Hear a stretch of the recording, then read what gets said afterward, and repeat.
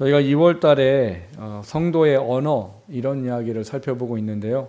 오늘은 성도의 언어라는 부분과 또 그것이 왜 필요한가 하는 문제를 이 잠언의 가장 큰 주제인 대꾸법을 사용해서 이존재와 이존재 두 가지를 비교하면서 하나님께서 택함받은 하나님의 자녀에게 원하시는 삶의 모습을 좀 살펴보고 그걸 통해서 그렇기 때문에 왜 우리에게 언어가 중요한가 이런 부분들을 좀 살펴보려고 합니다. 오늘 말씀을 통해서 의인의 길, 악인의 길, 이 길이 우리에게 어떤 의미를 가지는지를 좀 다시 한번 돌아보는 시간이 되고 우리가 의인의 길을 가기 위해서 우리에게 주신 이 언어가 하나님 안에서 잘 사용되어질 수 있는 우리 모두가 될 수 있기를 주님의 이름으로 축원합니다. 첫 번째 함께 나누려고 하는 것은 인생에 두 길이 있습니다 하는 겁니다. 한 사람이 이 세상을 살아가면서 아까 제목에 나와 있는 것처럼 의인의 길이 있고 악인의 길이 있고 이렇게 두 가지로 나누어집니다. 성경에 특별히 그것이 많이 나눠져 있는 게 우리가 지금 이제 읽고 살펴보고 있는 잠언인데 잠언은 대부분 의인의 길, 악인의 길, 선한 사람의 길, 악한 사람의 길, 지혜자의 길, 미련한 자의 길 이런 두 종류로 나누어져서 사람을 살펴보고 있어요. 근데 그러면 의인은 누구고 악인은 누굽니까? 하는 문제들을 좀 살펴보아야 합니다. 왜 이걸 살펴봐야 하냐 하면 우리가 성경으로 그냥 읽어서 보는 의인과 하나님이 원하는 의인이 조금 다르기 때문이고요. 성경에서 말하는 악인과 우리가 이해하는 악인과 조금 다를 때가 있기 때문입니다. 그러니까 이런 거죠. 예를 들면 왜 아이들이 갓 태어난 아이들 보면 이뻐요, 안 이뻐요? 네, 이뻐요. 생긴 게 어떻든 내가 낳은 아이는 무조건 이뻐요. 그리고 어쩜 이렇게 선할지 몰라요. 이 아이들을 보면 정말 세상에 이렇게 선한 거 없지요. 그런데 그 아이를 하나님은 뭐라고 하세요? 죄인 이렇게 하신다는 거죠. 참 이해하기 힘들죠. 무슨 얘가 죄를 졌다고요? 그 갓 태어나서 아무것도 모르는 말 맞다나 순수 결정의 덩어리라고 말할 만한 이 아이를 왜 하나님은 죄인이라고 하는가 하는 거죠. 또 이런 것 있죠. 우리가 봐도 너무 착해요. 너무 선해요. 이렇게 선하고 착한 사람이 없을 정도로 그 세상에서 뭐라고 말할 정도로 이 사람은 법 없이도 살 사람입니다. 라고 말할 정도로 착하고 선해요. 그런데 아무리 이 세상에 착하고 선해도 예수를 믿지 않으면 하나님은 그 사람을 악인이고 죄인이라고 말씀하신다는 거예요. 우리의 생각과 우리의 어떤 세상의 가치와 판단으로 우리가 악인과 의인을 구별하는 게 아니고 죄인과 선인을 구별하는 게 아니라는 사실입니다. 특별히 잠언을 읽으면서 우리가 알아야 될 게 잠언에서 악인, 의인, 선인, 죄인 이런 이야기를 우리가 읽을 때에 이것을 영적인 하나님의 의미로 이해하지 않으면 이것은 그냥 우리가 살아가는 데에 처세술밖에는 되지 않는다라고 제가 첫 주에도 말씀을 드렸고요. 잠언을 설교하면서 자주자주 말씀드립니다. 처세술이란 단어를 한 그 사전을 찾아보면 세상의 일 또는 사람과의 관계를 풀어가는 수단과 방법 이렇게 되어 있어요. 그러니까 내가 어떤 문제가 생겼을 때 그 문제를 풀어가는 방법. 근데 어떻게 풀어가는 거겠어요? 나한테 유익되도록 풀어가는 방법. 어떤 사람과의 문제가 있는데 이 사람과의 문제를 해결을 해야 돼요. 근데 어떻게 해결을 해요? 나한테 유익하도록 해결하는 것. 이거를 처세술이라고 말해요. 근데 오늘 우리가 읽은 잠언에도 보면 그냥 그대로 읽어보면 그냥 세상의 이야기대로 이해할 수 있는 여러 가지 많은 부분들이 있어요. 17절을 보면 연락을 좋아하는 자는 가난하게 되고 술과 기름을 좋아하는 자는 부하게 되지 못하느니라. 당연한 얘기 아니에요? 연락이 뭐예요? 부어라 마셔라 이런 거 좋아하는 사람은 당연히 가난하게 되죠. 술값이 싸요? 저는 안 마셔서 모릅니다만 술값이 싸지? 않은 거로 알고 있어요. 제가 예전에 저희 교회 제가 모교회 때 후배 하나가 이제 처음 온 친구가 있는데 그 친구가 정말 이제 예수님을 믿고 변화돼서 저희랑 이제 저희 집에 자고 이렇게 자주 했어요. 근데 그 친구가 자기의 인생을 얘기하더라고요. 자기는 고등학교 졸업하고 이 초반에 엄청나게 사업을 잘해가지고 뭐 하루에 그때 당시가 뭐 93년, 4년, 5년이거든요. 하루에 자기가 술을 100만 원씩 거의 매일 먹었대요. 뭐 사업을 얼마나 잘하면 뭐 술을 100만 원씩 먹으려면 얼마나 먹어야 돼요? 근데 술을 100만 원이라는 게 막 그 100만 원만큼의 막 소주를 100만 원 먹으면 돌아가시겠죠, 아마? 아마 뭐 한 병에 몇십만 원 한 양주 먹고 뭐 이랬겠죠. 근데 왜 그렇게 먹겠어요? 돈이 많으니까. 근데 아무리 돈이 많아도요, 계속 그렇게 먹어 제끼기 시작하면 가세가 기울 수밖에 없는 거지요. 뭐 술과 기름을 좋아하는 자는 부하게 되지 못하느니라. 뭐 당연한 이야기인 거죠. 근데 잠언의 이야기를 우리가 그냥 문자적인 표면적인 그대로만 보면 세상의 처세술과 다를 게 없습니다. 그래서 잠언을 이해하려면 성경이 하나님께서 원하는 가장 큰 주제 안에서 이 잠언을 이해해야지만 가장 바른 이해를 할 수 있다라고 말씀을 드렸습니다.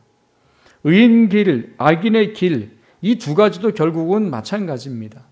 하나님이 말하는 의인과 세상에 말하는 의인이 다를 수 있고요. 하나님이 말하는 선한 사람과 세상에 말하는 악한 사람이 다를 수 있기 때문인 거예요. 하나님이 원하는 것이 기준이고 하나님께서 말씀하시는 것이 기준이 되는 게 의인과 악인을 구별하는 이야기입니다. 이것을 구별하는 것에 대해서 우리가 이해를 해야 될 게 레위기 11장과 레위기 20장에 보면 우리가 잘 알고 있는 말씀이 있어요. 내가 거룩하니 너희도 거룩해라 라고 말씀하십니다. 근데 이 내가 거룩하니 너희도 거룩해라라는 말을 하기 위해서 하나님이 사용하는 게 뭔가 하면 내가 그것 때문에 너를 애굽 땅에서 인도하여 내었다. 나는 너를 나의 소유로 삼기 위해서 만민 중에 구별하였다. 이렇게 얘기를 하고 계시다는 거예요. 그러니까 하나님이 우리를 거룩히 구별하셨다라고 말할 때에는 우리가 잘 이해해야 되는 게 있습니다. 일단 구별이란 단어를 우리가 먼저 잘 이해를 해야 돼요. 여러분, 구별이란 단어가 우리는 뭔지를 잘 생각을 해야 됩니까? 구별된다라는 게 뭐예요? 여러분, 군인들은 휴가 나오면 꼭 뭐 입고 다녀야 됩니다. 뭐 입고 다녀야 돼요? 군복을 원래 입고 다니는 게 규정이에요. 그걸 벗고 다니다가 헌병대에 걸리면 영창 갑니다. 근데 뭐 그게 꼭 굳이 그게 얼마나 불편한데요. 저는 해군을 나왔잖아요. 여러분이 보기엔 참 좋아 보이는 그 옷이 참 불편합니다. 막 이거 뭐 해야 되지요, 뭐 해야 되죠, 막 그래요. 그래서 저희도 그 위병소 나오자마자 조금만 더 가면 거기 이제 그 무슨 뭐 이렇게 파는 가게가 있어요. 그 거기에서 다 옷 갈아입고 옷 맡겨놓고 그러고 사복 입고 가요. 근데 원래 그러면 안 돼요. 왜 그러면 군인들은 군복을 벗으면 안 되죠? 군인으로 구별되어지는 행동을 해야 되기 때문입니다. 군복 입고 함부로 뭐 하기가 어려워요. 그러니까 구별이란 말은 그런 의미예요. 근데 하나님이 내가 거룩하니 너희도 거룩해라 라고 말하면서 나는 너희를 구별하였다고 말하는 이 거룩의 단어의 의미가 잘 이해된단 말인 거예요. 여러분, 거룩해야 됩니다 라고 말하면 어떤 생각하셔요? 저는 제가 목사가 되고 이 거룩이란 단어를 잘 이해하고 깨달아 알기 전까지는 늘 어렸을 때 들어왔던 개념만 있는 거예요. 어른들이 주로 거룩이란 말을 어떤 때 잘 쓰세요? 애들이 성전에서 뛰어다니고 시끄럽게 할 때. 뭐라고 하시는데 어디 거룩한 성전에서 뛰어다니냐고. 저희는 그렇게 잘 혼났어요, 어렸을 때. 떠들면 어디 거룩한 성전에서 떠드냐고, 조용히 해야지. 그래서 저희는 거룩이란 단어가 엄숙하고 어미하고 이런 개념의 머리에 잡혀져 있어요. 아니면 좀 그런 거 있죠. 뭐 왜 산신령이 나타날 때 나타나는 모습 있잖아요. 안개가 쫙하고 뭔가 좀 웅장하고 뭐 이러면 뭐 거룩한. 근데 제가 성경을 알고 뭐 원어를 알고 이러다 보니까 거룩은 그런 의미가 아니에요. 거룩이란 단어는 헬라어의 원문을 좀 따지면 이게 구별되다, 자르다, 나누다 이런 의미를 가진 단어에서 쓰여졌습니다. 그럼 하나님이 내가 거룩하니라고 말하면 원어의 개념을 가지고 말하면 뭐예요?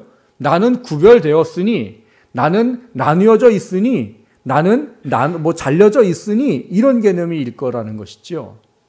그럼 하나님이 당신을 도대체 뭐로부터 구별을 하고 뭐로부터 나뉘어져 있고 뭐로부터 잘려져 있느냐라는 표현을 쓰셨냐는 거예요.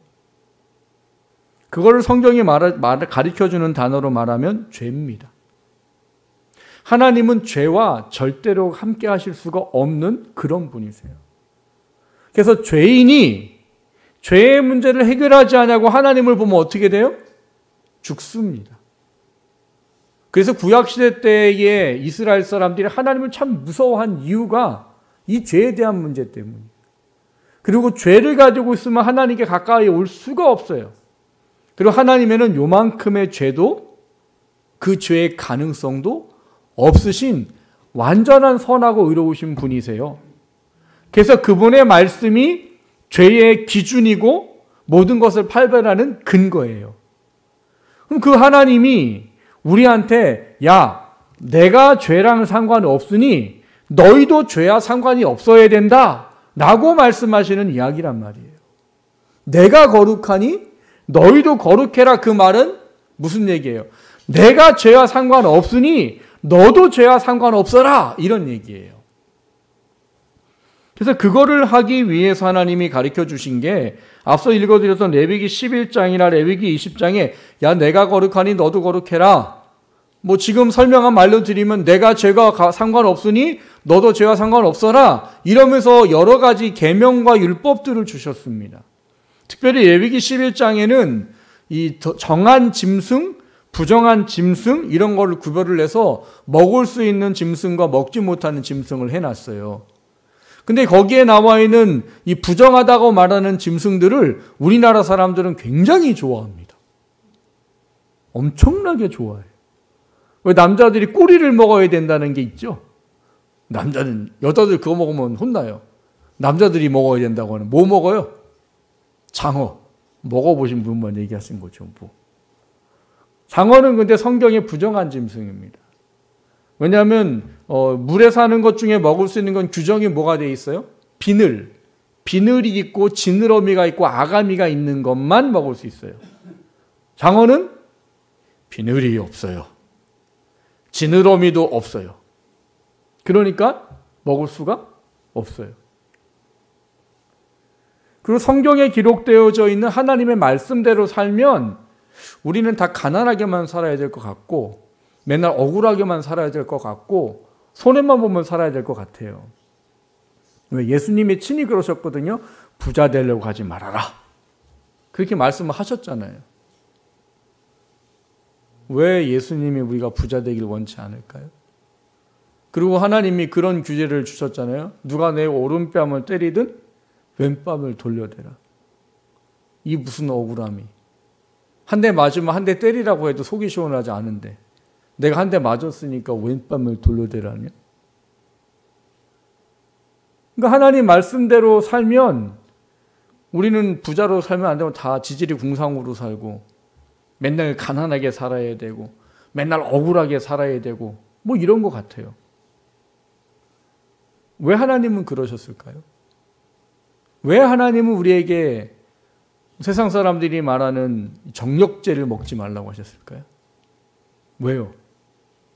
하나님은 하나님 사람들이 비리리리하게 살길 원하시고 늘 맨날 죽을 것처럼 껄떡껄떡하게 살기를 원하세요?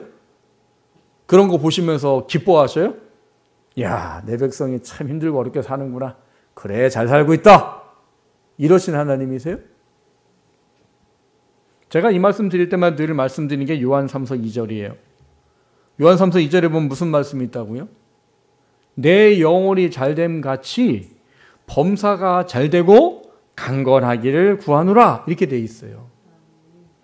하나님은 절대로 하나님의 자녀가 어렵게 사는 걸 원하는 분이 아니셔요. 하나님의 사람들은 뭐 힘없게 살기 원하는 게 아니세요. 근데 왜 그런 분이 왜 규례랑 명령을 그렇게 주시고 우리로 하여금 그렇게 살라고 하실까요? 그게 하나님이 말씀하시는 악인, 하나님 말씀하시는 죄인, 하나님 말씀하시는 미련한 자라고 하는 그 삶으로부터 우리를 지킬 수 있는 방법으로 제시해 준 것이기 때문이에요. 여러분, 우리는 타락하기 이전과 타락하고 이후의 삶의 모습이 다릅니다. 그래서 제가 지난주에도 이 구원에 관계된 이야기를 할 때 영어로 그런 말씀 드렸잖아요. 터닝 포인트라고. 터닝 포인트가 뭐라고 했어요? 반환점. 뭐 마라톤을 하면 끝까지 가서 골라인 들어가는 게 아니잖아요. 어디 반환점이 있어서 거기까지 가서 돌아가지고 다시 경기장으로 와야 돼요. 근데 구원받는다는 의미를 설명하는 영어가 터닝 포인트예요. 그리고 또 한 가지가 뭐라고 그랬어요? 구원받은 사람들이 구원받았다는 게 뭔지를 아는 게 리크리에이션이에요. 크리에이션이 창조라는 뜻이잖아요. 리는 다시라는 뜻이란 말이에요. 그래서 다시 창조하는, 그래서 재창조라는 의미를 사용해요. 그럼 구원받은 거를 왜 재창조라고 말해요? 여러분, 구원받을 때, 구원받는 날 기억나세요? 구원받는 날 얼굴이 막 예뻐졌잖아요. 그리고 막 몸도 막 되게 건강해지고, 그리고 마음의 더러움이 싹 사라져 버리고, 모든 사람을 봐도 다 사랑스러워 보이고 막 그랬죠. 막 등에 막 날개도 돋고. 그러셨어요? 안 그랬단 말이에요. 그럼 성경에서 우리에게 구원받은 자에 대한 것을 리크리에이션, 재창조라는 개념으로 말하는 건 뭡니까? 타락한 것 때문에 하나님이 가르쳐 주신 이유예요. 하나님이 원래 사람을 창조할 때는 하나님의 뜻과 목적이 있으셨단 말인 거죠. 그래서 하나님의 자녀들이 그 뜻과 목적대로 온전히 살아서 하나님을 통해서, 그 자녀들을 통해서 세상이 다스림을 받고 하나님 보시기에 아름답게 세워지는 그런 만물을 기대하는 마음으로 모든 것을 창조하시고 사람에게 그 능력을 주셨단 말인 거예요. 근데 사람이 타락하고 난 이후엔 사람이 그 하나님이 원하던 모습과는 변질되어져 버리는, 하나님이 원래 원했던 것으로부터 잘못되어져 버린 삶의 모습으로 바뀌었단 말인 거예요. 여러분, 처음에 사람을 창조하셨을 때는요, 서로가 서로에 대해서 자기보다 더 사랑하고 자기보다 더 귀중히 여기는 존재로 창조되었습니다. 그래서 아담이 처음 하와를 만드셨을 때 뭐라고 표현해요? 내 뼈 중에 뼈요, 살 중에 살이다. 그건 있는 그대로 표현해도 맞아요. 왜요? 아담의 갈빗대를 취해서 하와를 만드셨다고 하시니까. 그래서 나한테 가장 소중한 한 부분이구나, 이런 걸 직감적으로 알았다는 얘기예요. 뭔 문학적인 표현으로는 가장 나에게 사랑스러운 존재, 이런 개념의 의미이기도 해요. 근데 그거는 어디 전까지? 타락하기 전까지. 타락하고 난 이후에는 어떻게 됐어요? 자기한테 가장 중요하고 가장 사랑스럽다고 한 그 여인에게 자신의 잘못을 다 뒤집어 씌워버리는 일을 합니다. 하나님이 선악과를 따먹고 범죄한 아담에게 물으시지요. 너가 내가 알게 하는, 선악을 알게 하는 나무를 먹지 말라고 했는데 그것을 먹었느냐? 그랬더니 아담이 뭐라고 그래요? 하나님께서 주셔서 함께한 저놈의 여자가 내게 줘서 내가 먹었습니다. 근데 이게 무슨 얘기예요? 자기는 책임 없다는 얘기예요. 첫째는 누구? 하나님이 안 줬으면 저는 이런 일 안 했어요. 왜? 처음부터 하와가 같이 있는 게 아니었잖아요. 그 다음에 누구예요? 저놈의 여자가. 그러니까 저 여자가 아니었으면 저는 죄를 짓지 않았을 거예요. 근데 제가 이야기했죠. 하와가 아담에게 선악과를 먹일 때 어떻게 했다고요? 업어치기를 해서 땅바닥에 눕힌 다음에 그 위에 올라타가지고 팔을 무릎으로 누르고, 그리고 그 입을 벌려가지고 선악과를 쑤셔 넣어서 아담을 죄짓겠잖아요. 맞아요? 아니에요. 하와가 선악과를 줬고 자기는 자기의 의지를 그걸 받아서 먹었습니다. 여기에 뭐가 우리가 이해를 해야 될 부분이 있는가 하면, 아담이 하나님의 말씀과 그 규례를 중요하게 여겼다면 하와가 그 선악과를 줄 때 어떻게 했을까요? 나는 그거 먹지 않겠소 라고 할 수 있는 자유의지가 있단 말인 거예요. 나는 그거 하나님이 하지 말라고 하니까 나는 그거 하지 않겠소 라고 안 했을 거다란 말이에요. 근데 아담이 그걸 받아 먹었다는 건 뭐예요? 자기 의지로 받아 먹고 하나님의 언약을 자기 의지로 깨버린 거란 말이에요. 그 이후로 사람들 안에는 하나님이 원래 원하셨던 창조의 모습과는 다른 모습으로 변질되어져 가는 그런 인생이 되어버린 겁니다. 그래서 그때 이후로부터 악인과 의인이 갈라지게 되어버렸어요. 그거를 성경에서 가르쳐 주는 게 뭐냐 하면 계보예요, 계보. 가인의 계보가 있고 셋의 계보가 있어요. 가인의 계보는 뭐냐? 하나님을 버려버리고 하나님이 말씀하신 창조의 원리에 정반대되는 거를 삶의 유익과 이익으로 알고 살아가는 사람들을 가인의 계보라고 말해요. 그걸 창세기 6장에서는 사람이라고 표현을 했습니다. 사람. 셋의 계보는요, 하나님을 믿고 하나님을 부르고 하나님 말씀에 순종하는 사람을 셋의 계보라고 말해요. 그 셋의 계보 중에 뭐라고 해요? 여호와란 이름을 처음 부르게 되었더라 라고 말하는 이야기를 하게 됩니다. 그러니까 악인과 의인이 왜 나누어지느냐? 그 중심에 하나님을 알고 그 하나님이 원하는 삶을 순종하고 사느냐, 그렇지 않느냐, 그게 의인과 악인으로 갈라지는 거다라는 거예요. 그래서 오늘 본문에도 보면 여러분 이제 목장 모이면 나눌 부분들을 제가 좀 오늘 살펴보도록 하겠습니다. 워낙 본문이 이 의인과 악인에 대한 이야기를 많이 해놓기 때문에 전부를 살펴보기는 어려워요. 15절에 보면 정의를 행하는 것이 의인에게는 즐거움이요 죄인에게는 패망이니라 이렇게 돼 있어요. 정의란 단어는 세상의 개념으로 말하면 어떤 거예요? 세상에 말하는 개념의 정의는 옳고 그름입니다. 윤리 도덕적으로 바르냐 바르지 않냐예요. 물론 하나님이 말씀하신 것대로 살면 정의롭게 살게 되어져 있어요. 그러나 세상의 정의가 하나님이 말하는 정의와 똑같지 않다는 말인 거예요. 중요한 것은 세상의 정의가 아닌 하나님의 정의를 행하는 것이 의인에게는 즐거울 수밖에 없는 것이 된다는 사실입니다. 성령의 충만함과 하나님의 은혜가 우리 가운데 품어질 때는요, 하나님 말씀 순종하는 게 기쁘고 즐겁고 행복해요. 하나님이 일하는 게 기쁘고 즐겁고 행복해요. 근데 우리 안에 타락의 본성이 우리를 이기게 될 때에는 하나님의 일이 그다지 기쁘거나 즐겁거나 행복하지 않아요. 하나님 말씀대로 사는 건 아주 힘들어요. 꼭 이렇게 해야 될까 하는 생각이 들기도 합니다. 또 21절에 보면 공의와 인자를 따라 구하는 자는 생명과 공의와 영광을 얻느니라 이렇게 되어 있어요. 공의와 인자는 하나님의 가장 큰 속성입니다. 근데 그 공의와 인자는 결국 하나님께서 이스라엘 백성에게 택함받은 하나님의 자녀들에게 무엇을 원하는가 하면 힘들고 어려운 존재들에게 하나님 아버지의 마음을 가지고 다가가서 하나님의 뜻을 이루어 드리는 삶을 살아가는 것에 초점되어져 있어요. 여러분, 기독교는 착하게 살기 위한 종교가 아닙니다. 물론 하나님 제대로 믿고 예수님 믿으면 착하다고 인정되게 될 수밖에 없어요. 그거는 우리가 예수를 믿고 하나님 믿기 때문에 그렇게 인정되는 것이지 착하게 살기 위해 믿는 종교가 아니에요.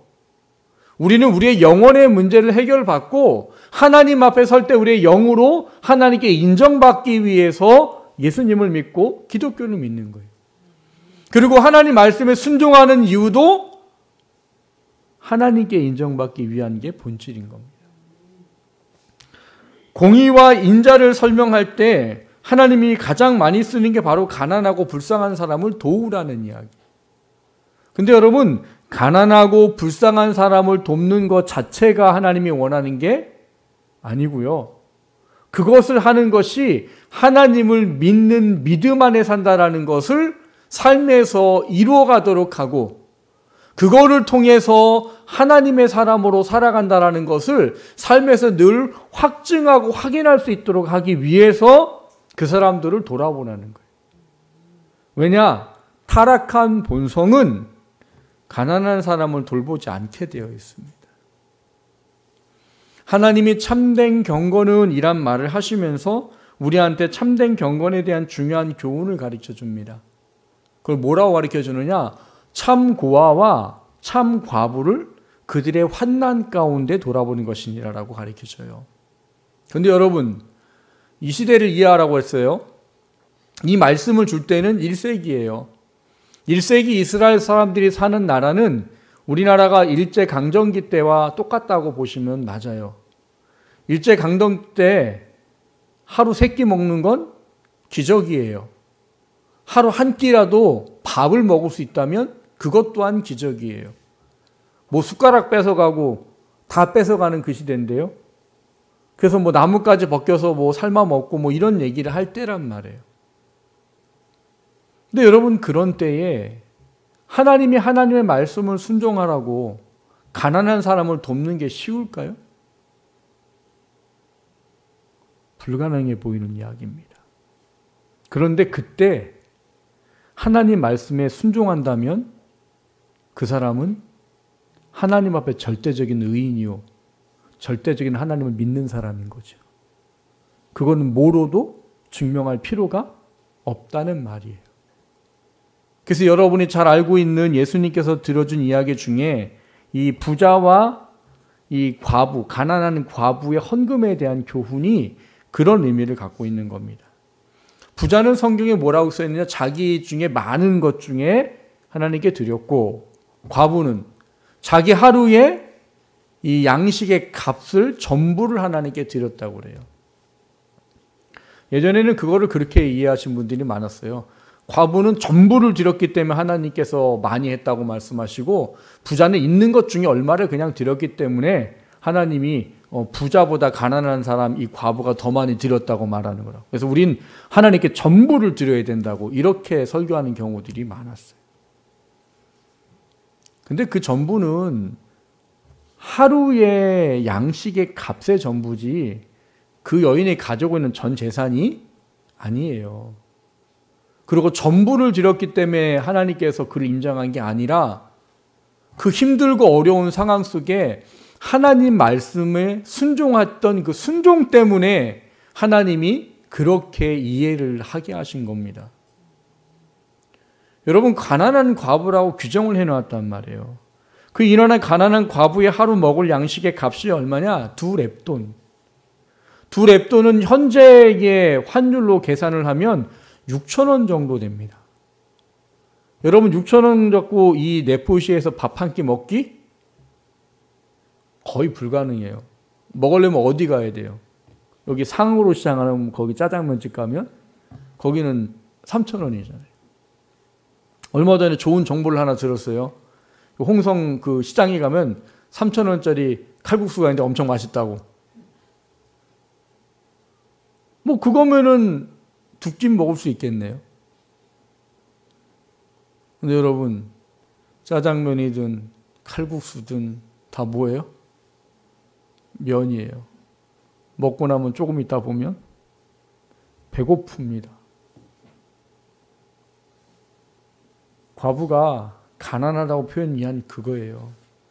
돈이 없기 때문에 하루에 6,000원 정도에 먹을 수 있는 그 정도밖에 안 되는 여인이 이런 거예요. 근데 문제는 그거죠. 이 여인이 왜 헌금을 했을까요? 그리고 헌금이 어떤 헌금일까요? 구제 헌금이에요. 가난한 사람을 돕는 헌금이에요. 사실 누가 도움을 받아야 돼요? 이 과부가 도움을 받아야 될 여인이에요. 그런데 그 시대에는 과부보다 더 못한 사람들이 많았다는 사실입니다. 6,000원을 고사 3,000원도 없고 심지어는 하루 이틀을 걸러야 될 수밖에 없는 사람도 있더라는 거예요. 근데 이 과부는 하나님의 말씀이 그 마음에 와서 부딪힌 거예요. 나보다 더 가난한 사람이 있지. 나보다 더 어려운 사람이 있지. 하나님이 내게 이걸 원하시지. 그러니까 내가 하나님께서 원하는 일을 해야지. 그게 하나님께 인정받은 믿음이지 전부를 드렸다고 인정하시는 게 아니라고요. 의인과 악인의 구별은 그런 의미인 것입니다.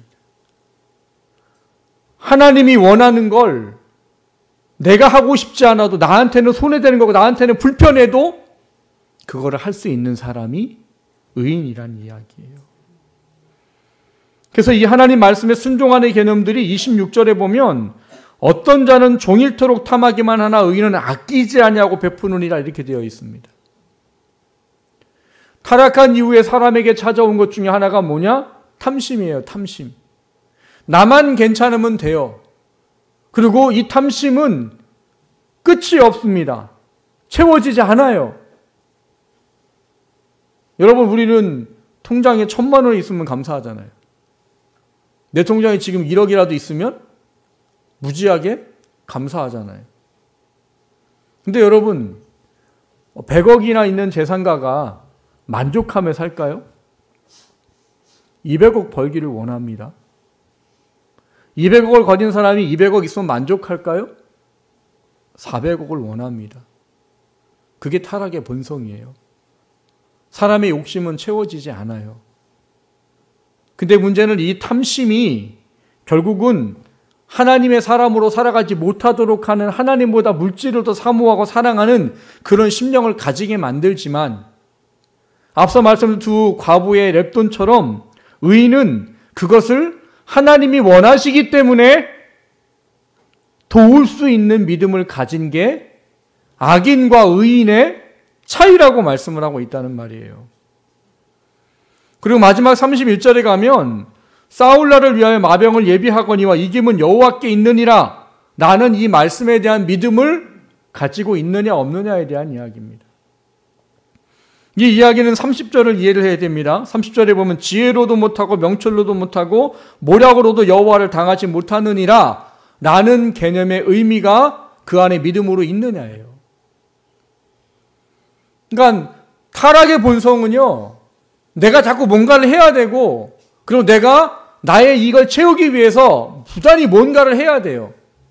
근데 잠언에 있는 이야기들은 보면 자기가 부하기 위해서 뭘 하느냐? 남에게 해코지를 하거나 거짓을 말하거나 빼앗거나 죽이거나 이런 일들을 해서 자기의 탐심을 채우는 존재라고 이야기를 합니다. 반면에 하나님의 사람은요, 가난해도 하나님이 사랑하는 사람들에게 하나님이 나눠주라 하는 그 말씀이 이 안에 있어서 그들에게 도움을 베풀 수 있는 삶을 살아가는 존재라고 구별을 해요. 근데 문제는 30절, 31절에 있는 이야기가 의인과 악인을 어떻게 구별시키느냐? 세상은 내가 가지고 있는 세상의 가치관과 판단대로 살아가면 그것이 지혜롭다고 말하는 거죠. 어떤 게 지혜예요? 내가 성공할 수만 있다면 다른 사람을 짓밟아도 되는 거죠.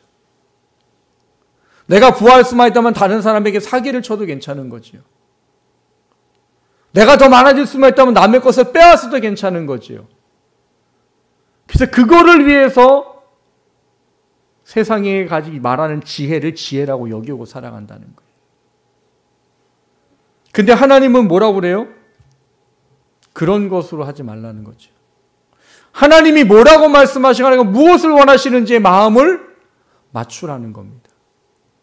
그리고 그 안에 하나님께서 허락하시는 것 속에 살아가는 삶이 되라는 거예요. 근데 그거를 하려면 전적인 하나님에 대한 믿음이 없으면 안 된다는 말이에요.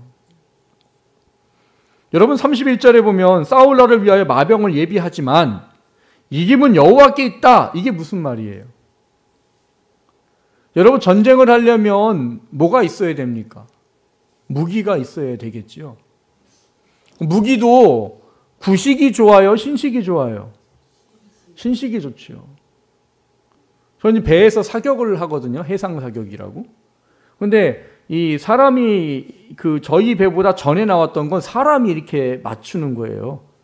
이렇게 타겟을 맞추는 게 있어. 그거 보고 사람이 이렇게 맞춰야 돼요. 근데 저희가 탄 배부터 이 사통 레이더라는 레이더가 있어서 걔가 정확하게 물체를 파악해서 지가 쏩니다. 그러면은 걔는 뭐예요? 백발? 백중이에요. 그 해상 사격을 해요. 요만한 한 1.5m 되는 그 나무 같은 거를 저희 같은 배가 그걸 끌고 가면 걔가 이렇게 서요.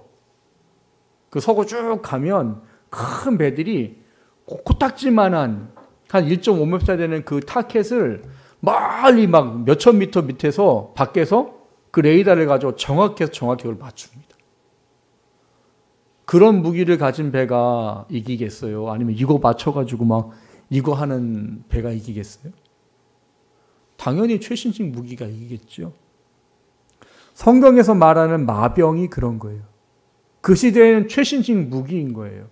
근데 하나님은 그거 가지지 말래요. 이김은 하나님께 있다고. 그게 하나님이 말하는 의인과 악인의 구별이랍니다. 정리를 해보면 무슨 얘기가 될까요? 우리는 이 땅을 살아가지만 택함받아 하나님의 자녀로 하늘의 시민권을 가진 사람으로 이 세상을 살아가야 된다는 거예요. 그러려면 우리의 시민권과 우리의 가장 삶의 기준은 하나님이 거룩하니 너희도 거룩하라라고 말하는 하나님의 말씀이 우리의 삶을 주관해 나가야 된다는 거예요. 그게 우리에게 말하는 의인의 개념입니다. 반대로 악인은 뭐예요? 타락한 본성에 사단의 속임수에 빠져서 이 땅에 잘 먹고 잘 살고 내가 원하는 것 이루고 살면 그게 최고다라고 말하는 것에 빠져 사는 게 그게 악인이지라는 거예요. 세상에 말하는 의인과 악인의 개념과 다릅니다. 사랑하는 성도 여러분, 하나님은 우리를 의인으로 살라고 부르셨어요. 의인으로 산다는 건 세상의 가치와 세상의 개념을 가지고 살아가는 것이 아닌 하나님의 뜻에 맞춰 살아가는 겁니다. 그것을 위해서는 내가 거룩하니 너희도 거룩하라고 말한 하나님의 계명을 따라 살아가는 것 밖에는 내가 의인으로 살아갈 수 있는 방법이 없다는 이야기예요. 잠언을 묵상하시면서 그것을 좀 돌아보시기를 주님의 이름으로 축원합니다. 그래서 하나님이 인정하시는 의인이 될 수 있기를 주님의 이름으로 축원합니다. 두 번째로 나눌 것은 영혼을 보존하는 방법입니다. 지난주, 지지난주 저희가 계속 성도의 언어에 대한 이야기를 살폈습니다. 근데 그 언어에 대한 이야기를 살피면서 제가 계속 반복해서 말씀드리는 게 있어요. 뭐라고요? 말로 사람의 영혼을 살릴 수도 있고 말로 사람의 영혼을 죽일 수도 있고 말로 사람을 세울 수도 있고 말로 사람을 허물 수도 있다는 거예요. 오늘 우리가 읽은 본문의 23절에도 보면 입과 혀를 지키는 자는 자기의 영혼을 환난에서 보존하느니라라고 되어 있습니다.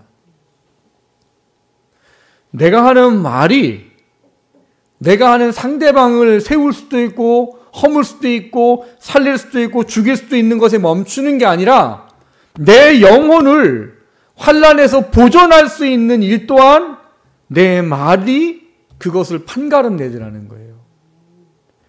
야고보서 3장 2절에 보면 우리가 다 말 실수가 많으니 만일 말에 실수가 없는 자라면 곧 온전한 사람이라 능히 온 몸도 굴레 씌우리라 이렇게 되어 있습니다. 이 말을 그냥 있는 그대로 이야기하면 무슨 말이에요? 말 실수 없는 사람은 완전한 사람이야 이런 거예요. 근데 여러분 예수님 믿고 구원받고 하나님 자녀로 살면서 지금까지 말 실수해 본 적 없으시죠? 그렇죠? 내가 하는 말은 늘 내 남편을 세우고 내 아내를 세우고 내 말을 듣는 자녀들은 늘 행복해하고 내가 하는 말 때문에 성도들은 늘 힘을 얻고 막 영적으로 소생하고 막 그런 삶을 살고 계시잖아요. 제가 첫 주에 그랬죠. 첫 주 설교 주면 제가 하루 종일 회개했다. 왜 제가 목사인데 하루 종일 회개하면 그 설교를 썼을까요? 제 말이 하나님 보시기에 합당하지 않은 게 많으니까. 하나님은 하나님의 자녀들이 하나님의 자녀로 살아갈 수 있도록 하는 데에 굉장히 중요하게 이 말이라는 것을 다룬다고 하셨습니다. 그래서 잠언에 말에 대한 교훈이 많다고 그랬고요. 그리고 하나님은 하나님의 자녀가 의인으로 구별되어 거룩한 삶을 사는 걸 통해 말로 사람을 세우는 사람이 되기를, 영혼을 살리는 사람이 되기를 원하신다는 거예요. 원문을 23절을 이야기를 하면 그의 입과 그의 혀를 지키는 자는 그의 영혼을 곤란들로부터 지킨다 이렇게 되어 있어요. 우리 번역어로는 환난이라고 되어 있고 여기 원래 원문은 곤란이라는 단어로 되어 있는데 이 문제를 성경에서 이 전후 이야기를 잘 이해 못하면 입과 혀를 지키면 나는 어려운 것으로서 나를 지켜줄 거구나 하나님이 이런 개념으로 이해합니다. 근데 그런 개념이 아니라고요. 여기서 말하는 건 뭐예요? 지극히 영적인 걸 이야기하는 거예요. 내 입과 혀가 하나님 앞에 합당하지 못하게 되면 내 영혼은 반드시 사단의 속임수와 사단의 악한 것에 우리를 내어줄 수밖에 없는 상태를 이야기하는 거예요. 그래서 거기로부터 우리를 지킬 수 있는 힘이 없어진다는 거예요. 하나님은 우리 입을 우리의 어떤 심령에 대한 문제의 상관관계로 설명을 하십니다. 어떻게 설명을 하십니까? 사람이 쌓은 선에서 선한 것을 내고 사람이 쌓은 악에서 악한 것을 내느니라 이렇게 얘기를 하고 있단 말인 거예요. 여러분 우리가 지금 의인이냐 악인이냐라는 개념의 의미를 우리가 스스로 돌아볼 수 있는 잣대를 가지고 살아야 된다라고 예전에도 말씀드린 적이 있어요. 저도 변변치 않은 인간이기 때문에 늘 하나님의 은혜 없으면은 늘 타락한 본성을 가지고 살아갈 수밖에 없습니다. 근데 저는 제가 하나님 앞에 내가 정신 차려야 되는구나 라는 걸 깨달을 때 제일 잘 쓰는 게 뭐냐면 가족들에게 나아가는 제 말투예요. 성령에 충만하면 사모가 뭐라고 하든 이겨내고 참아집니다. 그리고 좋은 말을 할 수가 있어요. 근데 제가 하나님의 성령 충만을 하지 않으면 안 싸워야 될 것들을 싸우고요. 안 해도 될 말을 하게 됩니다. 용납이 안 돼요. 그러면 저도 이제 좀 경각심을 갖는 거죠. 다시 기도의 자리로 더 나아가고 성경을 더 보고 하는 자리에 나아갑니다. 하나님은 하나님의 자녀가 쌓은 것에서 나온다는 개념을 이해해야 된다고 말씀하세요. 지난번에도 그런 말씀 드렸죠. 식구들이 밖에 나가서 폭언을 듣고 다니는 줄 아냐고. 밖에 나가서는 그런 얘기 안 듣고 살아요. 어디서 들어요? 사랑하는 아내와 남편에게, 사랑하는 부모와 자녀에게. 뭐가 잘못됐네요. 그렇죠? 사랑하면 사람을 세워주는 말을 해야 되는데 어째 폭언은 가정에서 듣게 되고 어째 폭언은 부모와 자녀에게 듣게 되는지. 그럴 때일수록 여러분이 아셔야 됩니다. 내가 지금 악을 쌓고 살고 있구나. 내가 지금 의인의 삶이 아니구나. 라는 부분들을 돌아볼 수 있어야 한다는 거예요. 하나님은 나를 통해서 하나님의 뜻을 이루기를 원하셔서 우리를 구원하셨습니다. 그리고 하나님 우리가 의인으로 살기를 원하세요. 하나님이 원하는 말씀 안에 살기를 원하세요. 근데 그 말씀 안에 사는 것에 대한 내 상태를 판단할 수 있는 가장 최고가 내가 하는 말이에요. 우리는 정확하게 말하는 거죠. 우리가 틀린 말 하는 적 있어요? 아내가 남편한테 말할 때 틀린 말 하는 적 있어요? 남편이 아내한테 말할 때 틀린 말 하는 적 있어요? 100% 다 맞아요. 제가 그랬잖아요. 사모가 말하면 다 머릿속은 맞아. 저렇게 해야 되는데 제 안에는 본성이 못 따라요. 일단 승질을 내고 나중에 가서 한다니까요. 그 자존심 때문에. 그런데 여러분, 우리가 의인으로 악인으로 산다라는 중요한 문제를 생각할 때 하나님은 이 말이 사람에게 미치는 영향력에 큰 두려움을 가지라고 하십니다. 타인에게도 엄청난 영향력을 주고 지난주 설교대로 반드시 결과를 맺어요. 근데 타인에게만이 아닌 나에게도 마찬가지라고. 내가 하는 그 악한 말들이 나로 하여금 더 악한 상태로 만들어갑니다. 여러분 부모들이 아이들에게 좋지 않은 말을 하지요. 그럼 할 때는 이게 악한 것에 지배되어져 가지고 할 때는 몰라요. 근데 하고 나서 어떻게 돼요? 하고 나서 부모들의 마음이 힘들어요. 내가 왜 저희한테 저 말했을까? 하나님은 하나님의 자녀된 우리들이 거룩한 삶을 살기 원합니다. 의인이 되길 원합니다. 그거를 위해서 우리 안에 쌓는 것에 대한 부분들을 돌아보셔야 되고, 내가 지금 의의를 쌓고 살고 있는지 악을 쌓고 있는지 내 말을 통해서 분별하셔야 됩니다. 그래서 우리를 하나님이 원하시는 거룩의 삶으로, 의인의 삶으로 가야 돼요. 그러니까 내가 사람을 살리고 있는지 죽이고 있는지 보셔야 돼요. 내가 사람을 회복하게 하는지 사람을 허물게 하고 있는지 보셔야 된다. 그리고 하나님이 원하는 거룩의 의에 속한 저와 여러분 되시기를 주님의 이름으로 축원합니다.